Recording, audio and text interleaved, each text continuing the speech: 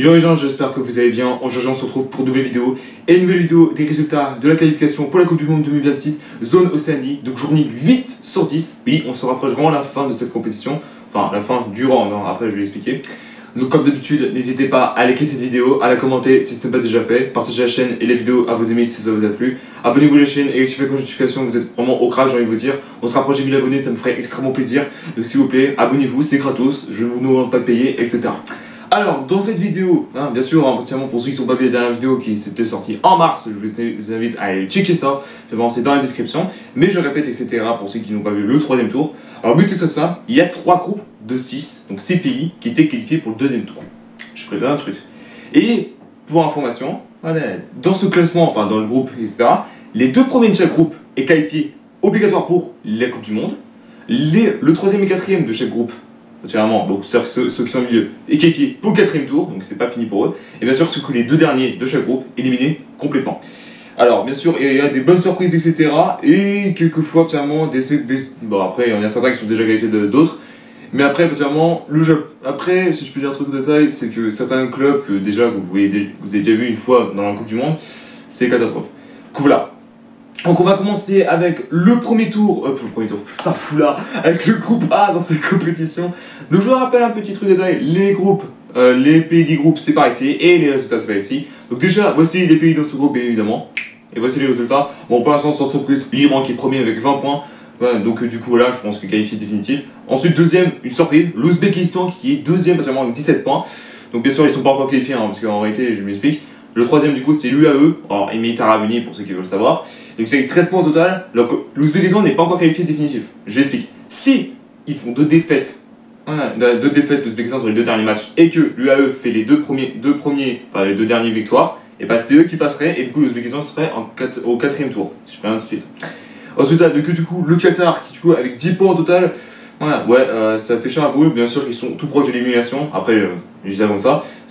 Du coup, 5e c'est Kyrgyzstan avec seulement 6 points. Alors comme j'ai dit entièrement, vous allez me dire, bah, c'est bon Kyrgyzstan il faut être éliminé, définitif, mais c'est pas fini, parce qu'il suffit que le Qatar fasse 2 défaites et eux 2 victoires, ils sont qualifiés pour le 4e tour, et le Qatar c'est out. Ensuite, et du coup dernier, bon sans surprise, la Corée du Nord, ceux qu'on avait déjà vus en 2010 à la Coupe du Monde Afrique du Sud, malheureusement on les verra pas malheureusement. Bon, après, totalement, si je peux dire un truc total, ils étaient dans un groupe assez difficile, hein, si je peux dire ça comme ça. Donc voilà. Ensuite, le groupe B qu'il y a eu. Donc déjà, voici les pays dans ce groupe, bien évidemment. Donc voici les résultats.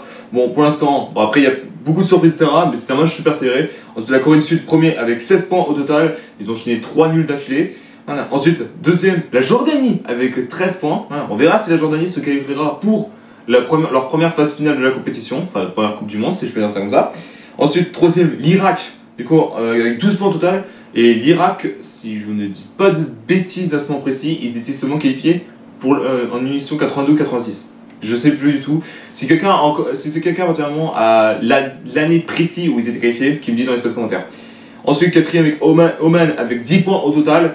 Et du coup, entièrement, les 2 derniers, 5e, Palestine avec 6 points. Et Koweït, dernier avec 5 points également. Donc, comme je l'ai dit, ce n'est pas encore terminé pour eux. Mais il suffit potentiellement que le 4e fasse 2 défaites et potentiellement l'un des 2 derniers fasse 2 victoires d'affilée.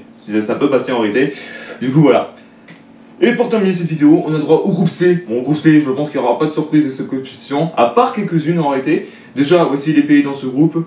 Et voici les résultats. Donc pour l'instant, voilà, le Japon qualifié définitif potentiellement pour la Coupe du Monde. Ensuite, deuxième, c'est l'Australie avec 13 points au total. Alors j'ai pas précisé, le Japon c'est 20 points en réalité. Ensuite, l'Australie avec 13 points au total. Voilà, donc en réalité, avant ça, ils avaient enchaîné plusieurs nuls, donc 3 au total, et ils ont fait 2 victoires.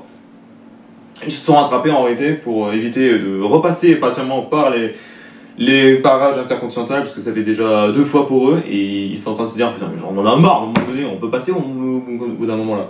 Ensuite, troisième, c'est l'Arabie Saoudite avec 10 points seulement. Voilà. Ensuite, quatrième surprise, l'Indonésie, partiellement avec 9 points au total. Voilà, il suffit, voilà, c'est ce que je dis, hein. Pour l'Indonésie, il suffit partiellement que l'Australie et l'Arabie Saoudite partiellement fassent 2 défaites et eux 2 victoires, ils passent. Là, c'est ce que je dis, et ça peut être serré. Hein. Ensuite, le Bayern avec 6 points au total. Donc, comme d'habitude, c'est pas encore terminé pour eux, et pas encore plein de surprises. Et du coup, dernier, Chine avec 6 points également. Mais Bayern a plus d'espétigos que la Chine en tous les cas. Et comme d'habitude, j'ai dit en réalité, la Chine et Bayern, c'est pas encore mort pour eux. Du coup, voilà. Alors, pour les derniers matchs, les 2 derniers matchs de chaque groupe, de chaque pays en réalité, ce sera le mois de juin, donc début juin, voilà, donc le 5, entièrement pour le 9e journée, et le dernier, le 10. Alors ça à définir, on ne sait pas encore en réalité.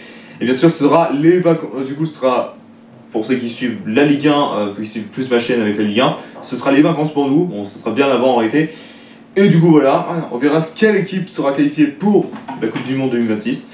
Du coup, voilà. Merci à tous d'avoir suivi cette vidéo. N'hésitez pas à liker, à la commenter si ce n'est pas déjà fait. Partagez la chaîne et la vidéo à vos amis si ça vous a plu. Abonnez-vous à la chaîne et activez la notification, vous êtes au crack. Et on se retrouve très bientôt pour une nouvelle vidéo. Peace.